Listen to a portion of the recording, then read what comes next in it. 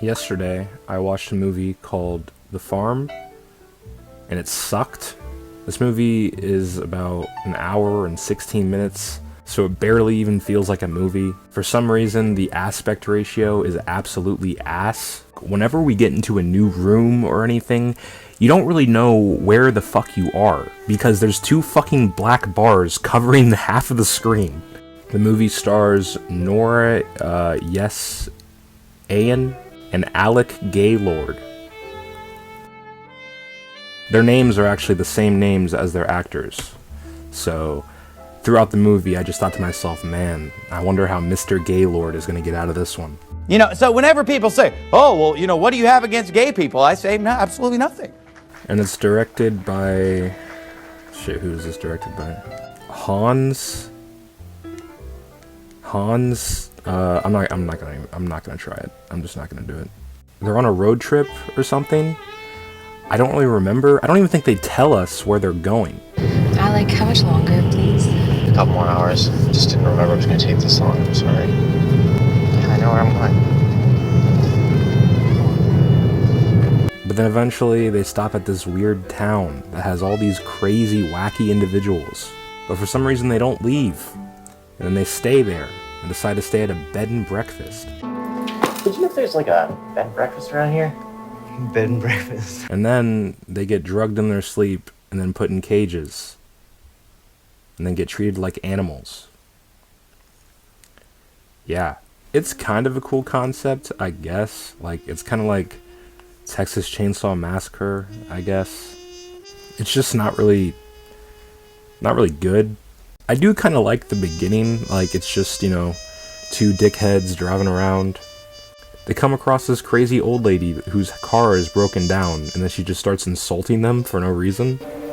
So, where's the ring? Excuse me?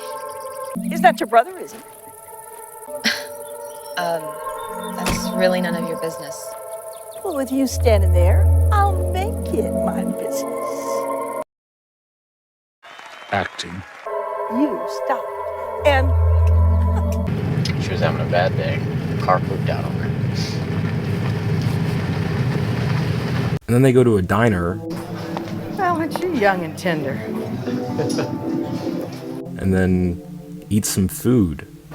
This is a diner. Have a burger. Sure. They eat a burger and then realize it tastes like ass, so they leave. Then a random dude... You're not safe here. Hey. But for some reason, they keep driving and stay in this town. One thing that really pissed me off is how the Nora character didn't tell her boyfriend what the guy told her in the diner. What was up with that guy? No, yeah. He was just being weird. Think about him, you know what I mean? No, he's harmless. You think that would be something you should tell your boyfriend, maybe? By the way, Mr. Gaylord in this whole entire movie is a complete I can't say that word. Shit.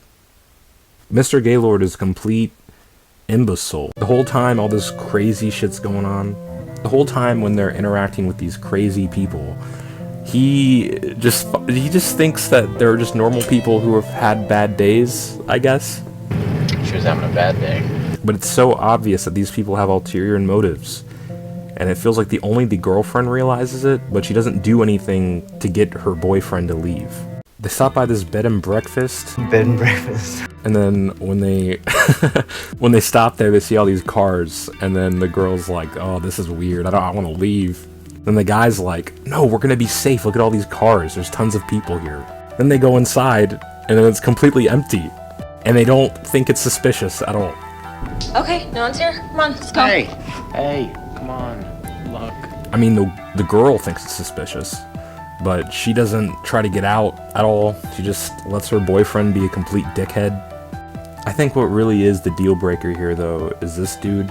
He comes in, acts like a weirdo, and then he says this shit. Just trying to make conversation. Of course. Not a lot of people stop here, so I like to talk to the people that do. But what about all those cars outside? Look how many cars are right here. Come on. I thought he had tons of visitors. That right there should have told them to get the fuck out as soon as possible. And after 20 minutes of watching these people be the most oblivious people of all time, somehow there was a guy under their bed the whole time. What? They didn't see him? Huh? Oh, well, Colby, maybe the dude went under the bed when they were brushing their teeth. Okay? Them walking from the bathroom to their bed, they should have seen the motherfucker under the goddamn... Maybe the guy got under the bed when they were sleeping. Why? This is bullshit. Anyway, the movie finally gets, you know, crazy when the girl wakes up in a cage. All the people there are wearing animal masks, and I don't know how I didn't realize this before, but this movie is a fucking vegan propaganda movie. This is what the animals have to go through. Don't eat meat, guys. Burgers, cheeseburger, meatballs, steak, hot dogs. The first thing they do to Nora is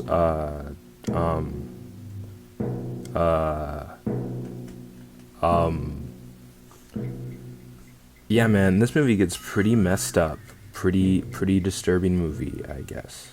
And then this movie does like the craziest shift I've ever seen in a movie, like ever, I think. After watching Nora and Mr. Gaylord, you know, suffer for a couple minutes, we get to see the cannibals' perspective of all of this, and found this to be where the movie turns into a fucking comedy. Are we even gonna have enough food for tonight?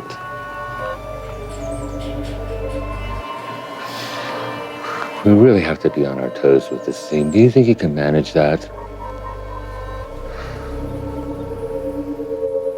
Of course I did not intend to ruin your wedding. A tooth in the food? That's strange. But my thing is, why even focus on the cannibals? Like, nothing that they show us that the cannibals are doing is interesting enough for it to warrant a fucking 5-minute long walking scene. No. I think my favorite part is when they bash a baby's head into the ground, then throw it in a trash can. That was pretty awesome. There's this character in the... Oh, I can't fucking say that word, man. There's this, learning disabled person, and, every scene he's in is great. Hey, little guy. Hey, little guy, what's up? Are out of your fucking mind! That's me! You're sick, you fucking retard! Bad human! It's your own fault! You're all bad! Acting. Oh yeah, did I mention the acting in this movie? It sucks. Kind of like the writing. There's a scene where literally they're just feeding these humans in these cages, and then the barrel drops on the ground and he starts running out of nowhere. And then you get this really intense running scene with him running away from the one dude. My thing is, what's the point of this? You know, when you introduce two civilians as your main character in the movie, those are the main characters that you are rooting for. You know, you don't want them to die, you want them to live, goddammit. But this dude, I don't care about this dude, so why should I care about him running away from this guy? And then it turns out the whole time he was running to get, I think, oregano. And oregano, perfect, exactly what we need.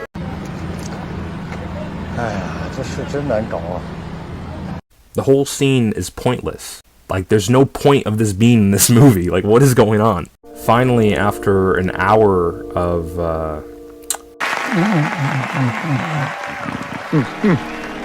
we get back to Nora, and she's pretty depressed. But then someone's coming to her door, and she's like, "Oh my god, is this time? Are they gonna fucking cut me up and eat me?" It's Mr. Gaylord. He comes to the rescue. My question is, how? Last time we saw him, he got bonked on the head, and then was unconscious. But now he's the hero? What? Why did we follow these cannibals for the past 30 minutes? What was he doing in that time? What was going on? That's strange. How did he get away? This movie is 1 hour and 16 minutes. So, in my eyes, they could have definitely added at least one scene of Mr. Gaylord escaping or something. Eventually, Gaylord gets trapped in a bear trap or something, and then his head gets bonked again.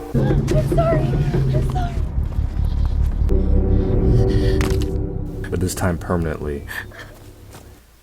I have to say one thing, Nora is probably one of the smartest characters I've seen in a horror movie. I too would have ran away from Mr.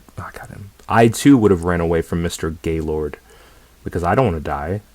I don't want to be impregnated and then milked for the rest of my life. No.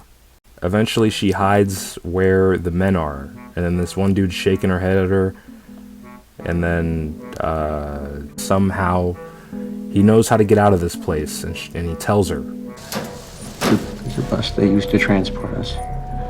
There's a bus, and she got to get to it. Acting.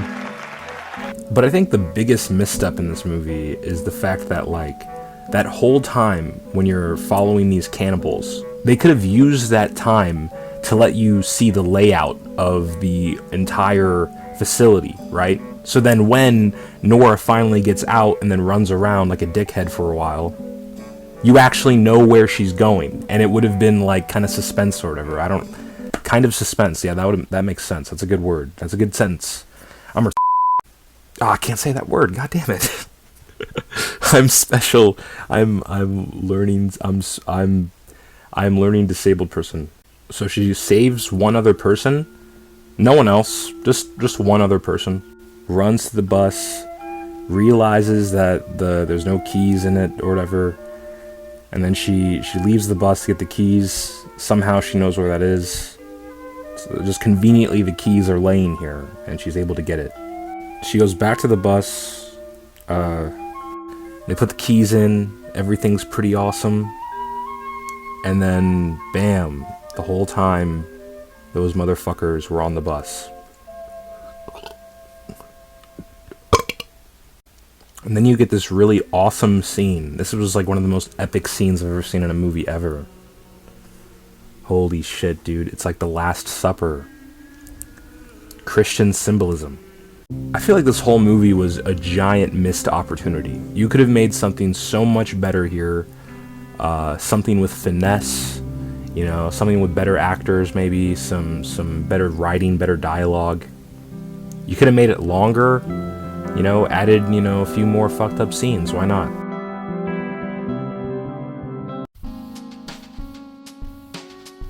Morrissey would probably use this movie to promote veganism if he discovered it. I think any vegan would probably... I hate Letterboxd. Why did I watch this? I'm asking myself the same thing. It held my interest, but here's a big damn spoiler. The poster is literally the last image in the film. Why do they do that? Probably because they knew that was the best shot of the movie. You rated this 3 stars, and you said it held your interest. But do you think that's enough, you know, to give it 3 stars? Like, 3 stars is technically a good rating. It's not the best rating in the world, but it's a 6 out of 10, which is above a 5 at least. So it's like, you know, does it really deserve that 3 stars? The ads that played during the movie were more entertaining than the actual movie. Why did you watch this movie with ads? This movie is not worth sitting through multiple ads. So long ago, I had a vegan friend tell me to watch this, but I just kept putting it off because at the time, I just wasn't really interested in watching it. The concept is cool, but it lacks a better storyline and an lame ending, but the silence spoke for itself. LMFAO. I like this review. I think this person's right about everything she's saying, but I also think that putting emojis all over it makes me want to kill myself. I'm a loser! I wish I was dead! Oh! I'm sorry, but why does everyone not like this movie?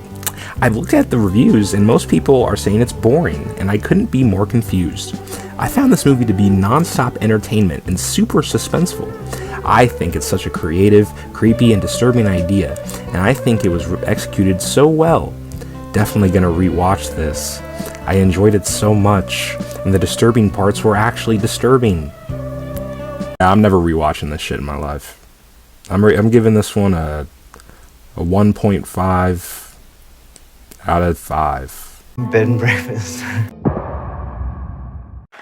Good night.